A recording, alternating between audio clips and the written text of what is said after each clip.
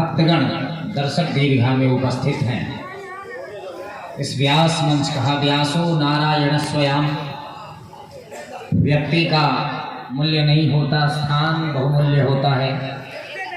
तो कहा व्यासो नारायण स्वयं। यह गद्दी जो है व्यास की गद्दी है, भगवान नारायण की गद्दी है।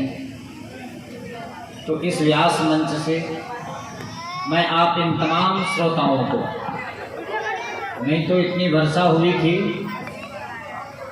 कोई ज़रूरत नहीं थे, लेकिन इन बरसात में भी आप तमाम भक्तगण यहाँ उपस्थित हुए। इन 7 दिवसों में आपने जो कुछ भी ग्रहण किया, तो मेरा निवेदन ये है कि यदि आपको वो रखने लायक हो अपने जीवन में, जितनी बातें 7 दिनों में इस मंच से कही गई, ए बच्चों शांति हो जाओ, इन 7 दिनों में जितनी बातें कही गई श्रीमद् भागवत के अंतर्गत, यदि आपके जीवन में वो रखने लायक हो तो उसे रख लेना।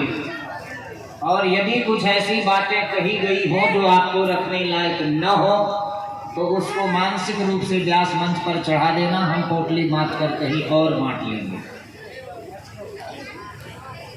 उसके बाद आप तमाम लोगों को इस व्यास मंच से मैं हृदय से धन्यवाद और आशीर्वाद देता हूं कि आपका यह संपूर्ण क्षेत्र इसी तरह फलता फूलता रहे और आप सभी आध्यात्म में लगे रहें।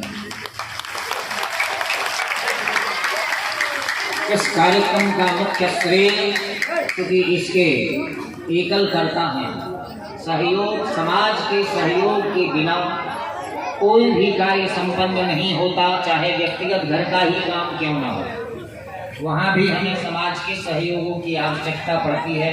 ये तो बड़ा कार्यक्रम होता है, बहुत श्रम साध्य है, बहुत द्रव्य साध्य है, तो बहुत सारे श्रम लगते हैं इन कार्य में। इसको कराने हेतु जो मुख्य यजमान हमारी श्रीमती विद्या देवी जी हैं गुप्ता, जिनके माध्यम से यह कार्यक्रम संपन्न कराया जा रहा है, हम उन्हें भी हृदय से आशीर्वाद देते हैं। वो दीर्घजीवी हो और दीर्घजीवी होकर के तमाम इस तरह के धार्मिक कार्यों को संपन्न कराते हुए समाज को सुख और शांति की ओर अग्रसर करें। इस व्यास मंच से मैं उन्हें भी हृदय से आशीर्वाद और दीर्घजीवी होने की कामना करता हूँ। इस यज्ञ में प्रतिनिधि रूप में मुख्य यजमान की भूमिका निभा रहे हमारे विश्वम्भर जी और उनकी श्रीमती जी। इनके लिए भी हम हृदय से आशीर्वाद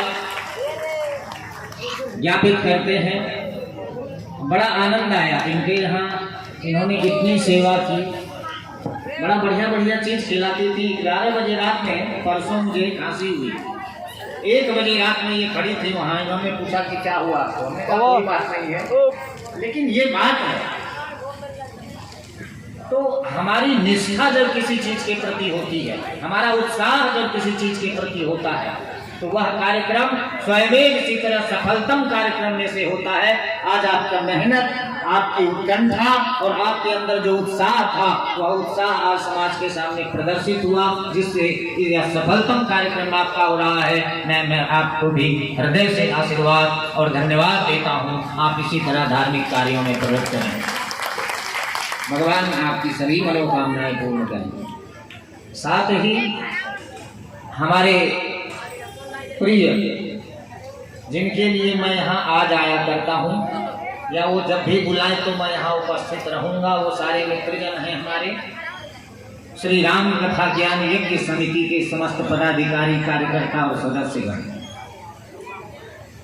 यहाँ मैं जब मुझे पता चला कि इस स्थान पर पुनः कार्यक्रम हो रहा है, बताया कि इस तरह से एक व्यक्ति का ही एकल कार्यक्रम है, उसमें आपको आना है, तो प्रायः समय नहीं होने, समयाभाव के चलते मैं एकल कार्यक्रम में नहीं जाया करता हूँ।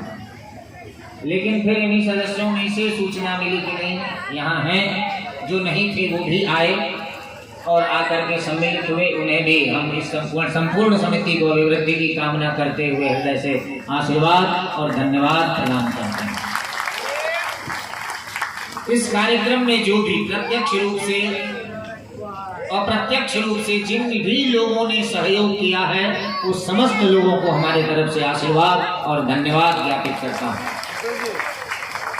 हमारे साउंड वाले भैया जो बाजा बजाते हैं, ये यदि न रहे तो हमारी आवाज़ तो यहीं रह जाएगी, आप तक पहुँचेगी नहीं। इसलिए इन्होंने भी बहुत अच्छा कार्य किया। इन्हें भी मैं हृदय से आशीर्वाद और धन्यवाद ज्ञापित करता हूँ। आप इसी तरह फलें फूलें और आपकी अभिव्यक्ति सदैव होती रहे। हमारे भजन मंडल के कलाकार तो हमारे प्राण हैं, इनके बिना मैं चलता ही नहीं हूँ। ये हमारे अंग हैं। मैं इन्हें कभी अपने से अलग नहीं समझता हूँ, चूँकि ये ही हमको संभाल कर लेकर चलते हैं। इसलिए एक निश्चित रूप में बिना नाम लिए सबों का एक निश्चित रूप में मैं अपने वैदेही भजन मंडल के तमाम कलाकारों का हार्दिक अभिनंदन और स्वागत करता हूँ। हमारे वैदिक आचार्य चंदन जी जो काशी से पधारे हैं, ये हमारे छात्र भी हैं, छात्र वर्ग में ही आते हैं। और आप आए यहाँ, आपको भी व्यास मंच की ओर से आपने जो यहाँ सेवा की, यज्ञ का अनुष्ठान करवाया और विधिवत जो आपने कार्य का संपादन किया, आपको भी हृदय से धन्यवाद और आशीर्वाद। एक व्यक्ति विशेष रूप से इस बार हमें मिला, जिनको हमने सदैव मुस्कुरा करके और सेवा करते देखा, हमारे राजकुमार जी। बहुत खिलाए हैं इन्होंने, 12 बजे रात तक खड़े हो करके। इन्हें भी हृदय से आशीर्वाद। बाद बाकी गाढ़ा गोला से मैं अलग नहीं हूँ, शरीर भले अलग है लेकिन मेरी आत्मा भी यहाँ बसती है, सदैव बसती है। इसलिए मैं आपके बीच आता रहूँगा। इसलिए मैं विदाई तो आपसे लेता नहीं, विसर्जन भले हो सकता है, गाढ़ा गोला से तो मैं विदाई नहीं ले सकता। हमारे प्रशांत कुमार जी, क्या कहना है, सदैव इस कार्यक्रम में स्तंभ के रूप में खड़े रहे हैं। नींव से लेकर अंत तक इन्होंने ही संपर्क किया और 24 घंटे लगे रहे। रात में 10 बजे, 11 बजे, सुबह 4 बजे उठ के 5 बजे, जब जरूरत पड़े, हमने कहा था जब आवश्यकता हो आप हमसे संपर्क करें, कहीं कोई परेशानी हो मैं आपके साथ हूँ। ये बिल्कुल स्तंभ की तरह खड़े होकर के इन्होंने इस कार्यक्रम को संभाला है। प्रशांत जी को भी हम हमारे मित्र भी हैं, इनको हृदय से आशीर्वाद और धन्यवाद। जिनकी भी अभिवृद्धि हो, इनकी मनोकामनाएं पूर्ण हो, धार्मिक कार्य में इसी तरह लगे रहें। तमाम छूटे पड़े जिन जो छूट गए, हमारे इलेक्ट्रॉनिक और प्रिंट मीडिया के बंधुवर्ग जो सदैव यहाँ से लगे रहते हैं, अभी प्रेरित रहते हैं। हम लोगों का चेहरा कम से कम कई जगह दिखा तो देते हैं। प्रिंट मीडिया, इलेक्ट्रॉनिक मीडिया के जो भी पत्रकार बंधु हैं, उन तमाम पत्रकार बंधुओं को नितेश जी सहित तमाम पत्रकार बंधुओं को हृदय से आशीर्वाद और धन्यवाद है। जो छूट गए हो इस लिस्ट में, जिनका नाम मैं नहीं ले पाया हूँ या नहीं आ पाया हूँ, उन सबों को भी जी गता ते पंथा, उन सबों को हृदय से आशीर्वाद और धन्यवाद। आप सभी इसी तरह धार्मिक कार्य में प्रवृत्त हों। और आपके यहाँ सच में पिछली बार आया था, बहुत मन लगा, उससे भी ज़्यादा इस बार आप लोगों के बीच रहकर हमको मन लगा है। इसलिए मैं आपके लिए सदैव अभिप्रेरित हूँ। जब भी आप याद करोगे, श्रवण शास्त्री आपके पास है। एक बाबा का भजन, उस बाबा के भजन के बाद व्यास पूजन, व्यास विदाई पूजन, उसके बाद आरती। बस इतना ही कार्य शेष है। आप लोग मस्ती से एक बार झूम करके बाबा का भजन हम लोग गाते हैं। अरे बम बम बोल रहा है।